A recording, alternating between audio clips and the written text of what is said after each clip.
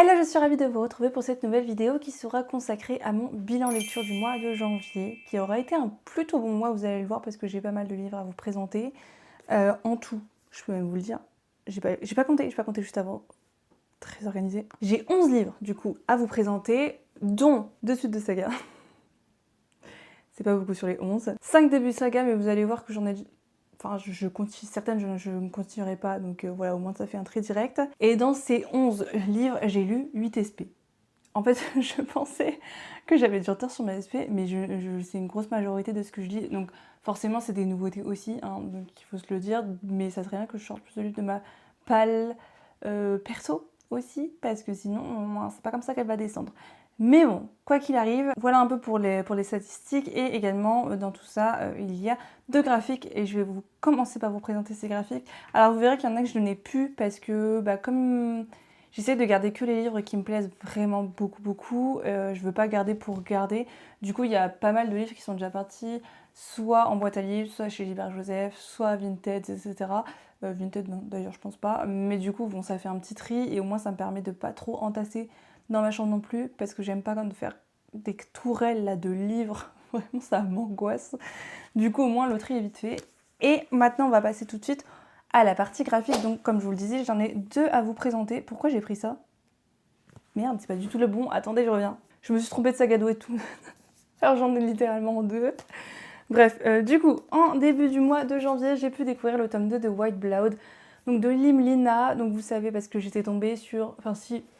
Vous savez ou pas, ceux qui regardent mes vlogs sur les jeux du Phénix, j'étais tombée sur la case vampire, donc j'en ai profité pour enfin sortir cette suite que j'avais dans ma palle depuis un moment. En plus j'avais beaucoup aimé le tome 1 à l'époque, donc c'était très sympa. J'ai hâte de voir où ça va nous mener parce que c'est vrai que je vois pas forcément la finalité ou l'objectif final de notre protagoniste, à part le fait de vouloir détruire absolument tous les vampires et ceux qui ont détruit sa famille. Ok, très bien, mais je veux dire, en 2 tomes déjà, elle en a déjà tué pas mal. Donc à voir, j'espère qu'il y aura plus de secrets qui vont nous être révélés au fur et à mesure. Et j'aime bien suivre les protagonistes, c'est sanglant mais pas trop non plus. Donc voilà, je peux que vous le conseiller si vous n'avez toujours pas commencé cette saga parce qu'on passe un très bon moment. Et ensuite en graphique, donc j'ai découvert en SP l'Académie Clair-Obscur de Olivier Gué et Grelin. Donc le premier tome, un élève encombrant. Et j'ai trouvé ça très chouette, très drôle. C'est vrai que c'est ce que j'en avais parlé rapidement sur Instagram quand je l'avais découvert.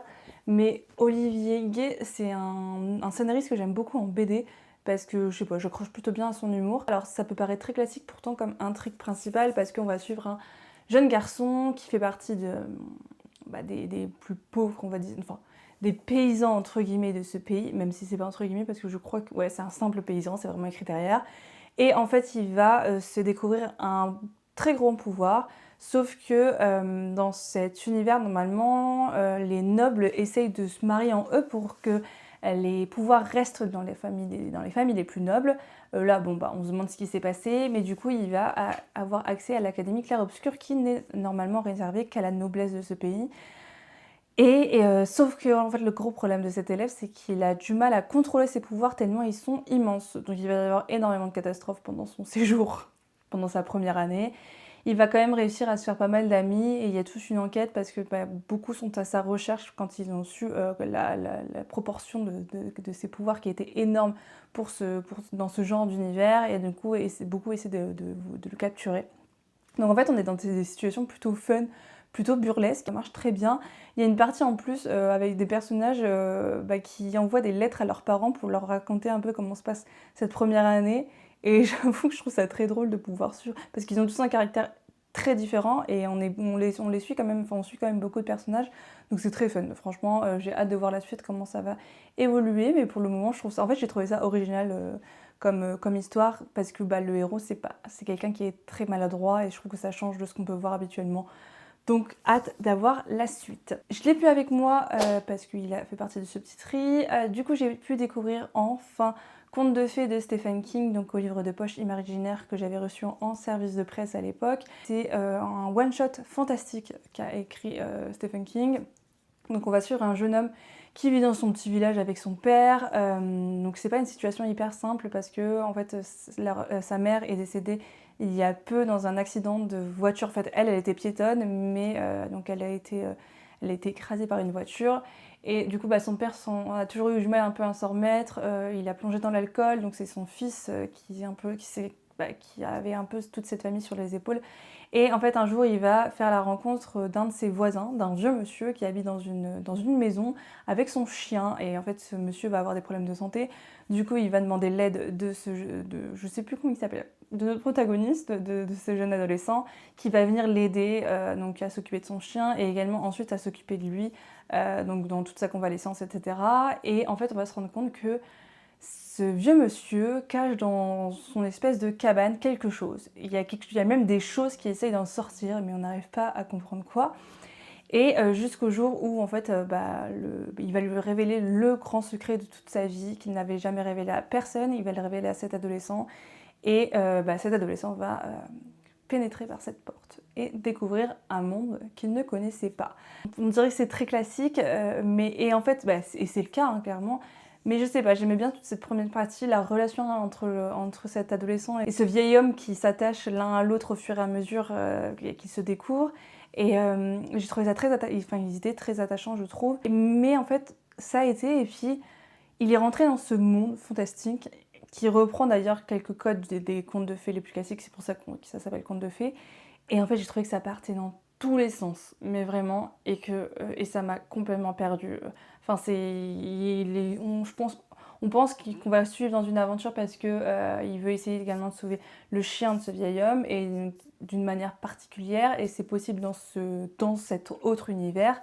Et donc il a toute une quête également pour essayer de réussir à le sauver, mais sauf que ça part, il fait des rencontres bizarres, il va tomber dans une espèce de tournoi, et ça va partir, en fait c'est à partir du tournoi que moi j'ai trouvé que ça partait n'importe comment, et ça m'a complètement perdue, enfin vraiment je me suis désintéressée de l'histoire totalement. Heureusement que c'était en audio parce que je suis pas sûre que j'aurais été au bout. Donc c'était sympa, on va dire, pendant les 3 quarts, et franchement le dernier quart, j'ai pas trop adhéré.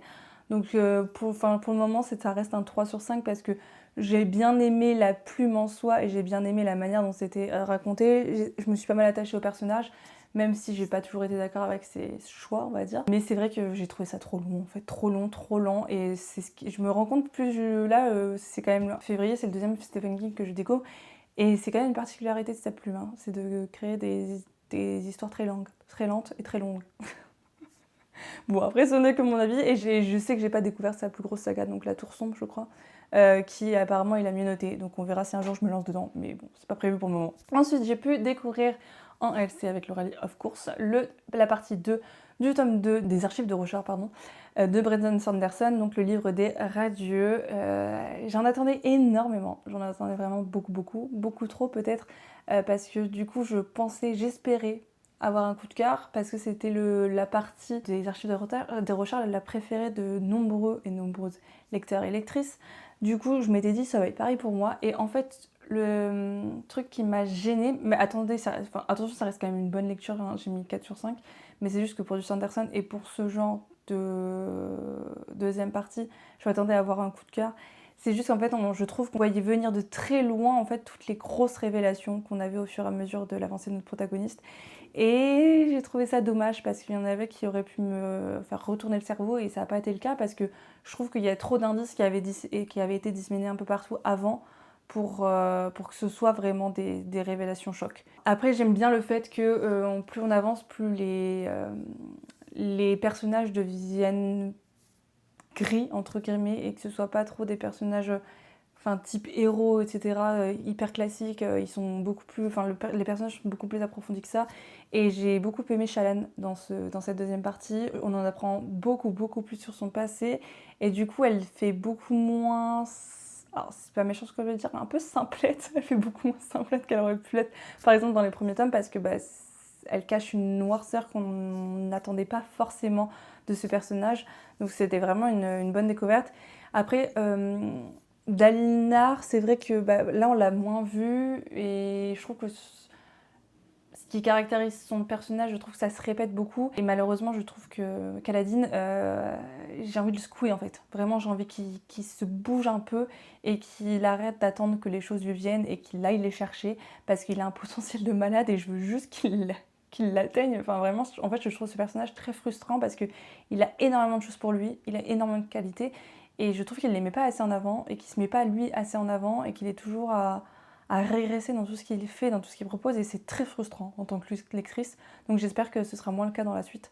Mais ça reste quand même une bonne découverte et puis j'ai tout de même très très hâte de découvrir la suite parce qu'en plus il y a un nouveau point de l'univers, enfin on va dire géographiquement parlant, qui nous est ouvert et du coup je pense que ça peut apporter de bonnes choses pour la suite.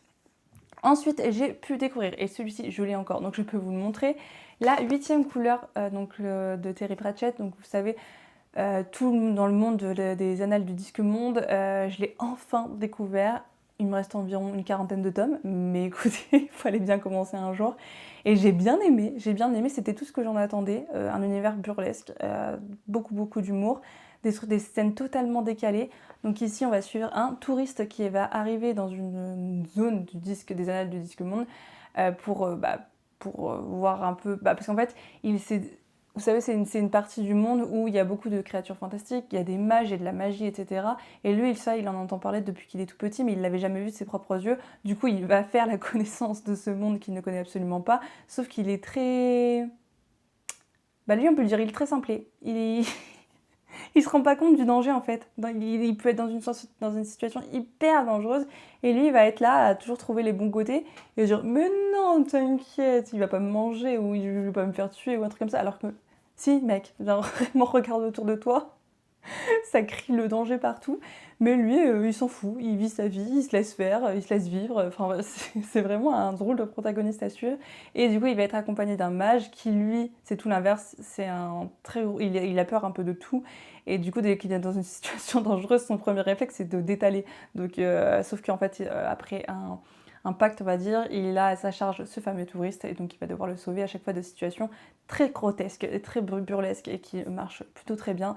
Donc il y a beaucoup de clichés, mais je trouve que c'est un auteur qui se moque aussi des clichés de la fantasy qu'on connaît bien. Donc par exemple, la princesse, elle est sauvée, vous allez voir, c'est un peu particulier dans ce premier tome. Il y a des dragons, il y a différentes espèces de créatures, etc. Enfin bref, ça se lit tout seul parce qu'en plus il fait quoi 280 pages, donc vraiment ça a été... Non, franchement ça a été je trouve une première découverte et j'ai hâte de voir ce que va nous donner la suite parce que il y a tellement de tomes que je pense qu'il y a encore de quoi faire. Ensuite j'ai découvert la Spectre de Paris et malheureusement ça ne l'a pas fait du tout simplement parce que je n'ai pas adhéré à la plume de l'auteur. Vraiment, je ne m'attendais pas du tout à ça. En fait, j'avais pas mal d'espoir parce que ça reste un jeunesse de Gulfstream que j'ai reçu en SP, je vous l'ai pas dit.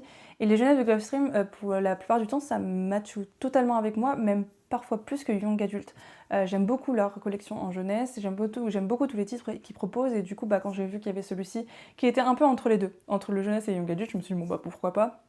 Sachant que c'est du fantastique, ça se passe à Paris avec des créatures fantastiques, etc. En fait, c'est un dragon, enfin, c'est un homme dragon, dragon roi, je sais plus comment il l'appelle, qui s'est échappé un peu de son monde fantastique pour arriver sur Paris pendant la Révolution française.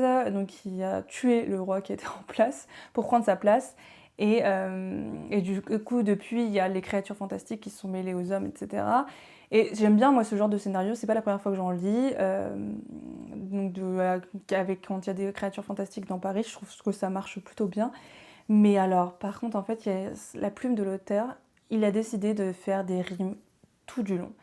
Et j'ai trouvé ça d'une lourdeur, franchement. Enfin, dès le premier chapitre, dès le prologue, en fait, on y a le droit. Et ça ne s'arrête pas. Et c'est du coup, enfin, moi j'avais l'impression de lire une pièce de théâtre et que c'était pas du tout naturel, que ce soit au niveau même même pas forcément toute la narration en fait, pas que les dialogues.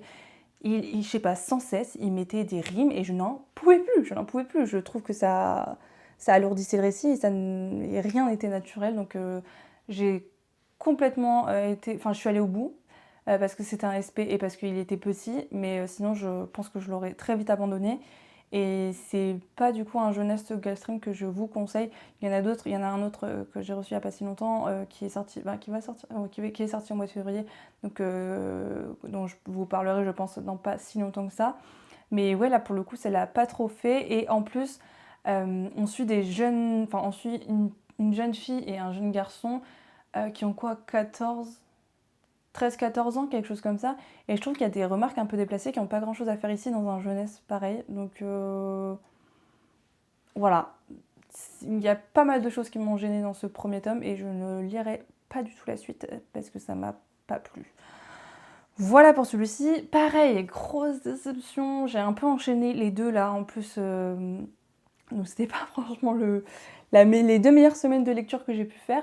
J'ai découvert La Plume de Pierre Bordage. Donc vous savez, c'est un auteur francophone qui nous a quittés il y a peu, qui est édité qui est édité chez Scrinéo et que j'avais reçu. Donc une de ses dernières nouveautés qui est L'Arche de Mer, donc qui est un one-shot de science-fiction adulte. Je pense qu'il a voulu s'inspirer un peu de toute cette vague de science-fiction positive à la Becky Chambers, etc. Parce que je crois que c'est un peu la première fois qu'il faisait ce genre de récit en SF, parce qu'il a quand même sorti énormément de bouquins. Si vous voyez sa bibliographie, il y a beaucoup de fantasy, beaucoup de SF. Et en fait, il y a beaucoup de choses qui m'ont déplu dans ce texte. Je ne vais pas forcément rentrer dans les détails parce que j'ai pas forcément envie de le faire.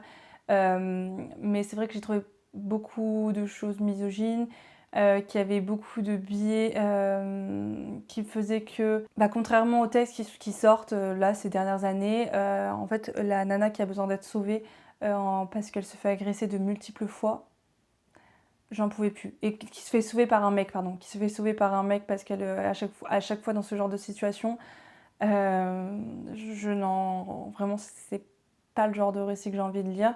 Et puis il faut arrêter, enfin vraiment c'était de multiples fois et je trouvais que ça n'avait rien à faire dans ce genre de récit. Une fois, pourquoi pas, 2, 3 fois, c'est bon. C'est lourd. C'est lourd et à chaque fois, je vous dis, à chaque fois elle s'en sort parce qu'il y a un homme qui vient la sauver. Enfin, voilà. C'est un respect que j'avais reçu parce que je fais partie des partenaires de SF de Scrinéo. Et j'avoue que, bon, je vais pas faire d'avis non plus sur Instagram parce que ça sert à rien, mais c'est pas un livre que je vous conseillerais, pas du tout. Et puis voilà, c'est tout. Je m'arrête là pour celui-ci. Ensuite, j'ai enfin découvert, vous l'avez vu pareil, dans le jeu du Phénix, parce que c'était le livre qui était le mieux noté dans ma palle. Donc j'avais pris les notes Babelio à l'époque. Donc j'ai pu enfin découvrir La Mémoire des eaux de Margot Louten, donc le premier tome, Le Dragon et l'Oiseau, qui a été une chouette lecture. J'ai passé un bon moment, même si j'en attendais un coup de cœur. Donc c'est vrai que c'est un tout petit peu déçu par rapport à ce niveau-là. Mais je pense que le tome 2 pourrait largement passer au-dessus à ce niveau-là, au niveau de mes notes, à cause d'une situation. Parce que j'espère qu'il y aura moins l'accent qui sera mis sur la romance. A été trop présente à mon humble avis. Désolée pour ceux qui le mettent en fantaisie adulte. Oui, très bien, mais je trouve que moi, par rapport aux fantaisies adultes que j'ai l'habitude de lire, en francophone ou anglophone, peu importe, il y avait trop de romance dans ce tome pour moi. Voilà. Je le dis quand même. Mais sinon, ça a été un univers qui a été très chouette à suivre. Du coup, on va suivre, je crois que vous en aviez parlé, mais on va suivre un monde où il y a les dieux qui sont endormis depuis trop longtemps et du coup, partout des guerres éclatent. Et les humains, ils ont décidé de se soulever contre les elfes. On va suivre plus particulièrement du coup ces elfes et au tout début, on va suivre Azaela qui vient d'apprendre de la mort de ses pères et qui va replonger dans leur passé grâce à la magie des eaux. Et du coup, elle va découvrir ses pères vraiment de leur plus tendre enfance jusqu'à ce qu'elle les ait connus et jusqu'à leur mort. Et voir ensuite, cette magie va permettre de lui faire découvrir qui sont les assassins de ses pères. Et pour ça, ensuite, elle pourra se venger. Donc c'est très chouette de pouvoir alterner entre passé et présent. D'ailleurs, j'ai presque préféré les points de vue d'Azaela qui réagissait au fur et à mesure à l'histoire de ses pères. Enfin, j'ai trouvé ça vraiment trop chouette. C'est pour ça que j'ai hâte de lire le tome 2 parce qu'on sera beaucoup plus focus sur son point de vue à elle. Et puis j'ai bien aimé découvrir aussi la relation entre le dragon et l'oiseau sans trop vous en dire. Du coup, on sait très bien qu'ils sont connus, qu'ils étaient très connus parce que ils ont participé activement à la guerre à l'époque contre les humains et contre une sorcière qui cherchait à tout prix à faire en sorte que les elfes du coup perdent le pouvoir. Et j'ai beaucoup aimé surtout les personnages secondaires qui les accompagnaient au fur et à mesure. D'ailleurs, je me suis plus attachée après aux personnages secondaires qu'à eux. C'est vrai que eux, en fait, dès qu'il y avait une scène entre deux, j'avais très envie de passer parce que j'en avais marre. Parce que soit en gros ils se sautaient à la gorge, soit ils sautaient dessus tout court. Voilà. Au fur et à mesure du livre. Et c'est pas quelque chose que j'aime forcément lire dans la fantasy. Mais par contre, tout le reste, l'univers qui est créé autour, la magie qui est créée autour, enfin, j'ai trouvé ça très chouette. Et même les peuples qui nous sont présentés au fur et à mesure. Donc c'est pour ça que j'ai hâte d'avoir la suite, parce que je pense que la suite me plaira encore plus que ce tome 1. Et puis ça a été une chouette découverte quand même, parce que bon, c'est quand même une nouvelle plume francophone, donc qui mérite largement d'être découverte. Donc n'hésitez pas. Et je sais pas, je vais voir si j'essaie de me procurer le tome 2 en avant-première au Festival du Livre Paris, ou si j'attends, parce que sinon je pense qu'il, comme l'année dernière, il sortira début juillet. Donc on verra si j'enchaîne ou pas. Ensuite, un SP que j'avais reçu de la part des éditions Nathan, c'est l'Institut du Nouveau Lendemain de Chloé Paul Merlot. Donc le premier tome, Les Visages du Feu, ouais c'est ça.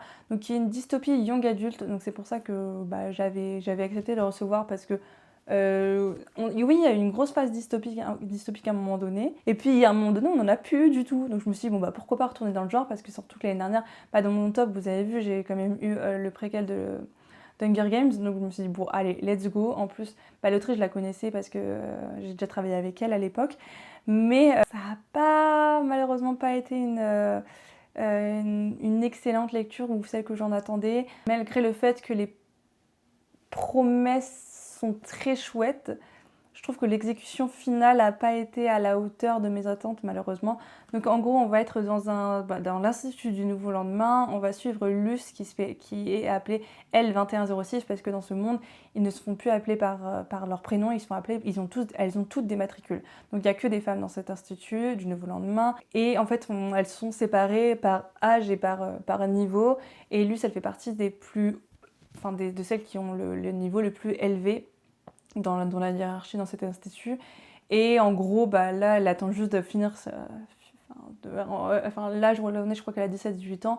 Elle a plus longtemps à rester dans cet institut. Sauf qu'il faut savoir que la plupart des filles qui sont dans cet institut ne se souviennent pas de la vie en dehors de l'institut. Donc on ne sait absolument pas ce qui s'est passé. Donc elles ont toujours été cloîtrées ici. Sauf qu'un jour, Luce, il y a un souvenir qui va réapparaître, et elle va se rendre compte que peut-être il leur cache quelque chose. Vous savez, comme toutes les dystopies, que peut-être que dehors c'est beaucoup mieux qu'à l'intérieur. Et voilà, il va y avoir une grosse portée féministe aussi, parce que forcément on suit que des filles dans cet institut, donc il va y avoir tout un questionnement autour de la femme et de son rôle dans la société, etc. Et c'était sympa, mais en fait il y a eu quelque chose qui m'a chagrinée, c'est qu'à un moment donné, il y a un adulte, même si peu importe la différence d'âge, je m'en fiche, c'est juste que là, en fait, il a un ascendant hiérarchique sur elle. Et j'ai pas aimé l'évolution de leur relation. J'aurais aimé que ça n'évolue pas dans ce sens-là, parce que je trouve que quoi qu'il arrive, cet ascendant hiérarchique est présent du début à la fin, et du coup c'est pas sain. C'est pas sain comme relation, et ça m'a vraiment beaucoup gênée. Et puis j'ai trouvé que certaines scènes étaient pas mal violentes, sans trop vous en dire, mais la scène avec celles et ceux qui l'ont lu, mais la scène avec les enfants de 6 ans là, ça m'a un peu... J'attendais pas ce genre de scène aussi violente dans ce genre de récit. Et ouais, et à un moment donné, je trouve que ça tournait en rond. Après, c'est le risque quand on part sur un huis clos, c'est que vraiment, ça tourne trop en rond, et du coup, à un moment donné, le rythme devient trop lent, et ça nous perd un peu, et c'est un peu aussi ce qui s'est passé pour moi dans ce tome-ci. Donc c'est dommage, parce que j'avais plutôt bien aimé les personnages secondaires, mais ça m'a pas plu au point de vouloir malheureusement lire la suite, malgré la fin. Qui nous ouvre une autre perspective de ce monde. Mais non, je pense que je vais m'arrêter là, et ce sera très bien comme ça. Ensuite, j'ai découvert donc le one-shot La Maison aux Pattes de Poulet, que j'ai reçu en SP du coup de la part du livre de poche Imaginaire. Alors ce que je ne savais pas, je ne sais pas pourquoi je m'étais mis dans la tête, comme c'est une réécriture de la légende de Baba Yaga, je m'étais mis dans la tête que c'était de la fantasy. Pas du tout, faut savoir que c'est du fantastique avant de vous lancer. Voilà, juste pour vous prévenir. Et en gros, ça se passe même pendant notre période, quoi. Donc ça fait un peu fantastique contemporain. Et je sais pas, j'aurais préféré peut-être même plus historique au pire des cas, ou quelque chose qui se passe totalement dans un univers inventé. Et du coup, moi, cette partie fantastique m'a pas forcément totalement plu.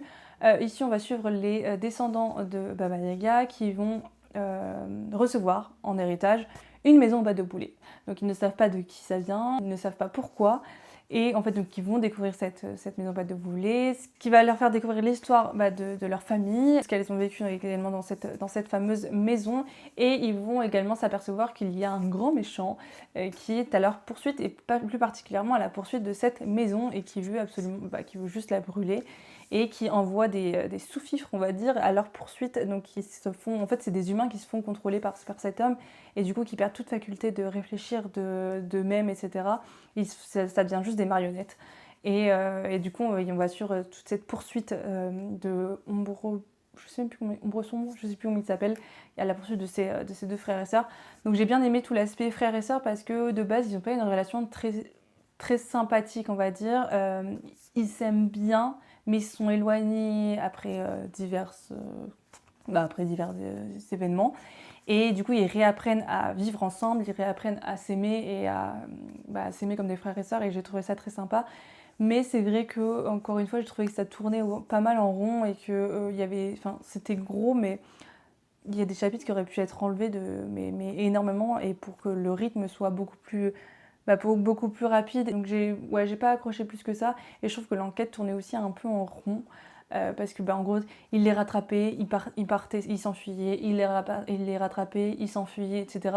Et je trouve à un moment donné, c'est un peu redondant, voilà. Mais j'ai bien aimé aussi toute l'histoire autour de Baba Yaga, parce que Baba Yaga, c'est quand même quelqu'un qui est connu comme étant un peu cruel, hein. Elle a beau parler de ses enfants, etc., à qui elle était très très très attachée, elle a fait des choses moralement discutables, on va dire, et je trouve que c'est bien retranscrit dans ce one-shot. Donc toute cette partie, j'ai beaucoup aimé. Et il y a aussi une partie où on découvre que les enfants font partie d'une famille de marionnettistes, et du coup, ils ont tous les deux un pouvoir par rapport à ça. Et c'est toute cette partie également concernant leur pouvoir, j'ai bien aimé. Mais voilà, comme je vous l'ai dit, j'ai un peu trouvé ça parfois répétitif et trop long pour le peu de choses finalement qui s'est passé. Mais je suis contente de l'avoir découvert, parce que c'était une autrice, je sais plus le nom, c'est pour ça que je suis désolée, Nether Scott, je crois, son nom de famille, que je voulais découvrir depuis pas mal de temps, parce que je l'avais vu passer depuis pas mal de temps sur la sphère anglophone. Donc bon, au moins c'est chose faite. Et enfin, le dernier livre que j'ai pu découvrir, c'est Chanter le silence, donc pareil, que j'avais reçu en SP de Argile, de Cassandra Co, donc qui est en fait, c'est un peu une suite directe de Briser les os, de la même autrice que j'avais découvert en novembre, je crois, quelque chose comme ça. Donc on suit toujours le même inspecteur, je sais pas comment on appelle ça, c'est pas un inspecteur, je sais plus comment il s'appelle, John Pearson, qui est quelqu'un de très, très dangereux, de très sombre, qui est à la recherche de certaines personnes. Et nous, on va suivre plus particulièrement un bluesman qui est hanté par sa musique et par la mort de son père. Et en fait, il a des choses dans la tête qui font que le John Pearson est à sa poursuite, parce qu'il n'est pas censé avoir ce genre de faculté. Donc voilà, donc il va se mettre à sa poursuite tout simplement pour le tuer, voilà. Et j'ai trouvé ça beaucoup plus sympa à suivre, je trouve, que le premier tome. Je sais pas, déjà c'était moins deg. Je trouvais que le premier tome, il y avait plus cette partie un petit peu, pas trop présente, de body horror, qui n'était pas présent ici, donc ça m'a plus plu. Et la fin était un peu plus belle, un peu plus poétique. Elle reste ouverte, mais voilà, il y a quand même une vraie fin. Même s'il fait que 100 pages, en fait 100 pages, moins de 110 pages, je trouve qu'on s'attache plus au personnage dans celui-ci que dans le premier tome. Puis le premier tome, c'était très très sombre, hein. Il y avait quand même beaucoup de violence conjugale, alors que là, pour le coup, c'est pas le cas. En plus, notre personnage principal, donc Deacon, nous parle aussi de sa relation avec son père qui était très belle, à qui son père qui lui a transmis son amour également pour la musique. Donc j'ai trouvé ça très bien retranscrit, et je suis contente d'avoir terminé entre guillemets cette série, même si je sais pas s'il y aura une suite, ou si c'était vraiment la fin de cette série avec son personnage, même si la fin appelle à une suite, donc je ne sais pas ce qui est prévu. Mais c'était sympa. Après, la collection récif, c'est vrai que ça va, je passe des bons moments, mais j'ai jamais eu de coup de cœur, et je pense que c'est aussi le format nouvelle qui me fait ça. Donc c'est vrai que c'est pas forcément mon format préféré pour m'attacher au personnage et pour avoir des coups de cœur, mais je suis contente de l'avoir découvert. Et voilà du coup pour mon mois d'octobre. Donc vous voyez, ça a été plutôt intense, hein. Franchement, je suis contente du rythme que j'ai pu avoir. Vous allez voir que ce sera moins intense pour mon mois de février, mais quand même, il y avait quand même des sacrés pavasses que j'ai déjà lus en février. Donc Donc je suis plutôt contente. N'hésitez pas à me dire si il y a dans tous ceux que je vous ai présentés, il y en a que vous avez déjà lu, si vous en avez aimé, s'il y en a que vous aimeriez découvrir également et lesquels. Et comme d'habitude, quelle a été votre meilleure et votre pire lecture du mois de janvier. J'ai dit février tout à l'heure, je sais plus. Du mois de janvier. Et si vous ne savez pas quoi commenter, et bien écoutez, comme là-dedans, la musique est très présente. Et par exemple, lui, il joue du saxo, je crois, quelque chose comme ça. N'hésitez pas à mettre des emojis qui rappellent la musique. Voilà, et puis moi, comme d'habitude, je vous fais des très gros bisous et je vous dis à bientôt pour une nouvelle vidéo. Bye bye!